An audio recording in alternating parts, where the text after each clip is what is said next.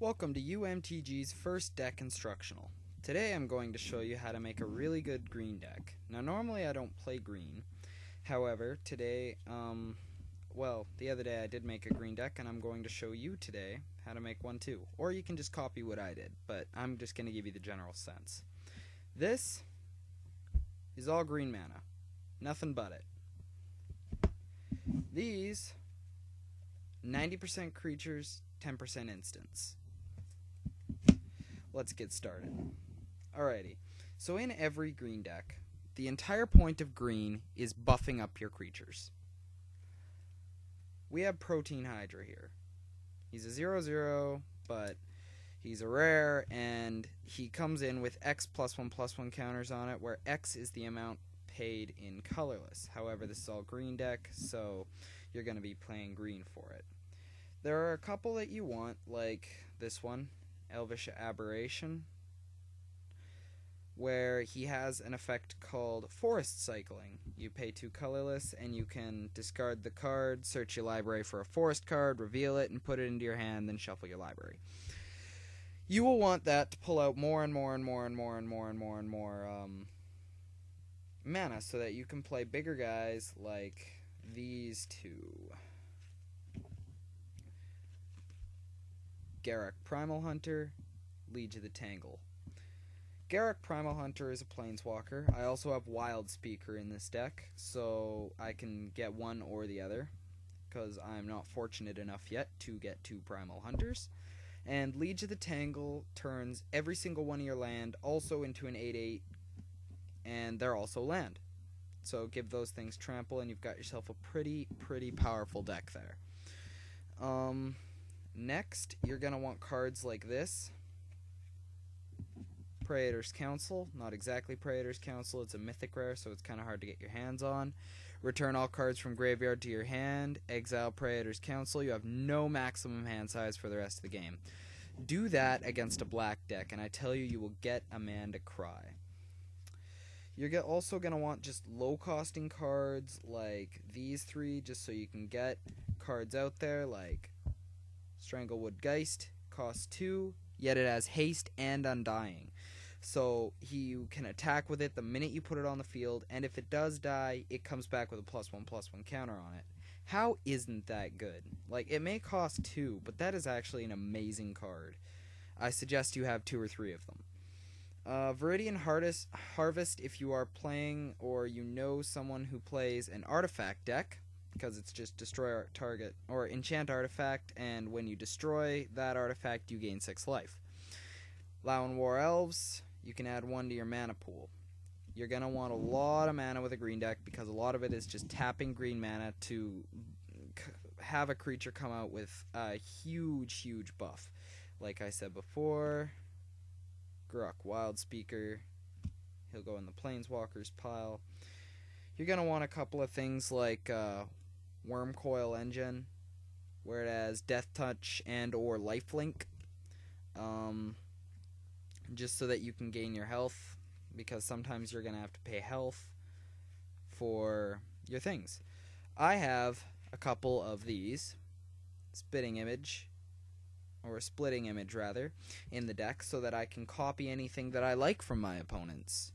And anyway, you may be wondering why I am, getting you to get all these high-costing cards and showing you all these mythic rares. It is not to make you jealous.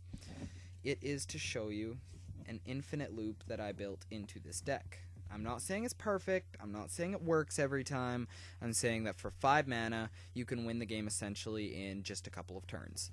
So we're going to start here by pulling out halfway through the game. Let's say you got... Let's give ourselves 5 mana here. I'll point them towards you guys. So we have 5 mana.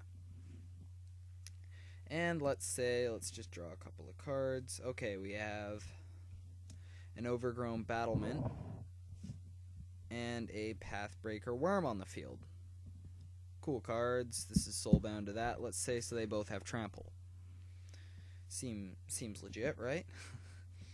So what we're going to do here is we're going to play Green Sun Zenith, and I suggest having 4 of these if you're going to copy this deck exactly, or just have 4 in general. They're $9 a card.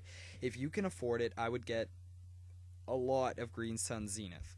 So we're going to tap 1, and we're going to tap 4 here to play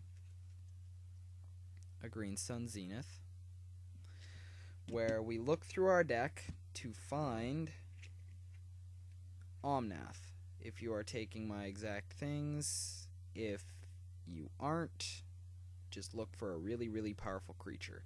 But in the meantime, I'm going to show you guys an infinite loop that you can have. So what Omnath does is green mana does not untap whatsoever.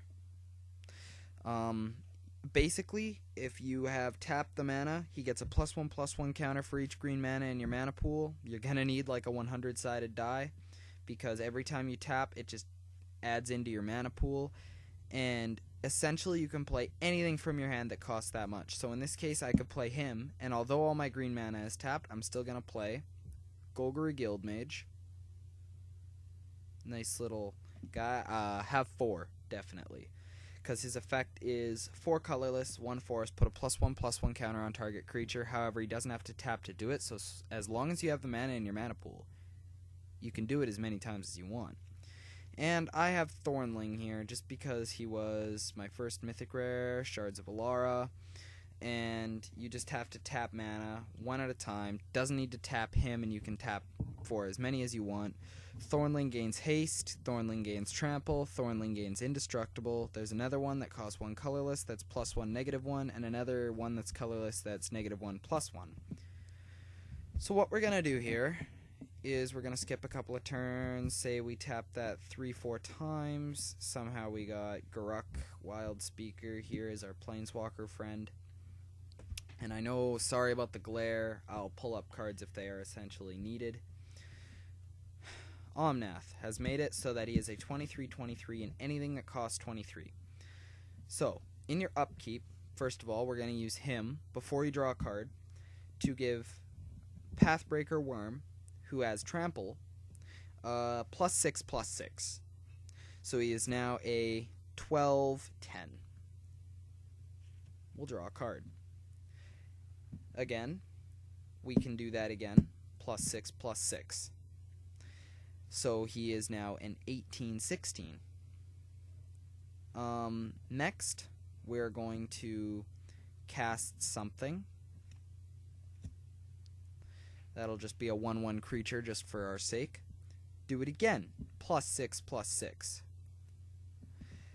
Then you're going to finish it off that as he's attacking, he gets +6/+6, and when he comes back, because obviously if your opponent's not dead with a 26/26 with trample, congratulations to your opponent, and you're going to win next turn, because when he comes back, he gets another +6/+6, and you can put another 20 counters on him next turn.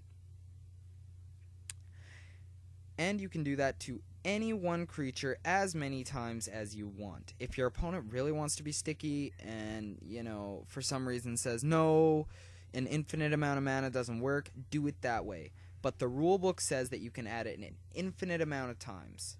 So really, I could just go, Golgari Guildmage here makes Pathbreaker Worm an infinite. With trample, I attack. Opponent automatically loses, you automatically win the game. It's just one of my infinite loops that's in there. Also, another infinite loop is you can keep copying Omnath if someone steals him with Spitting Image, so he's never really gone. And if you get him destroyed, you can go into your graveyard and copy him. If he's exiled, you can copy him because it's just a target creature. Could be from outside the game, no one cares. So like I said, you're going to want a couple in a green deck with Death Touch, dealing 1 automatic damage. Wolfear Silverheart. I just started pulling out cards with Unbound. Some more Geists and Bears. Vorinclex, so that you can double your mana, which doesn't work with Omnath unless you have put out to your friend that you can have more than one legendary creature on the field. So, really what I'm trying to say is my tips are, don't make a deck based off of one creature or one hand. This deck has a chance at getting, an amazing hand or whatnot. But really, if you look at my deck, all of the low-costing creatures have Undying, Haste, Infect, Trample, so on and so forth. Don't throw a bunch of really high-costing creatures into your deck, like Liege of the Tangle that costs 8 to spit out, and you're never going to be able to play that. By turn 8, you could be dead. Your opponent could be playing a burn deck, and you could just be out. So, tip number 1 would definitely be to, stop what you're doing. Make a bunch of low-costing creatures, cards that cost 1, cost 2, that help play out the bigger creatures. Works all the time. You guys aren't able to see this right now, but in this box is my Eldrazi deck. And for all of you who don't know what Eldrazi are, they are from the Zendikar block, the most powerful set that came out in the Zendikar block. All the Eldrazi that are colorless are most likely 7/7 and better, but they cost 7, 8, 9, 10, 11, 12, and 15 to play. So you need spawn tokens and things that spawn, things that cost 1 or 2, so that you can spawn spawns that count for mana, so that you can play the bigger creatures a lot faster. That is the entire point of deck construct. Don't just use that for your green decks either. Use that for everything. Get smaller creatures, definitely, for all of those who are brand new. And if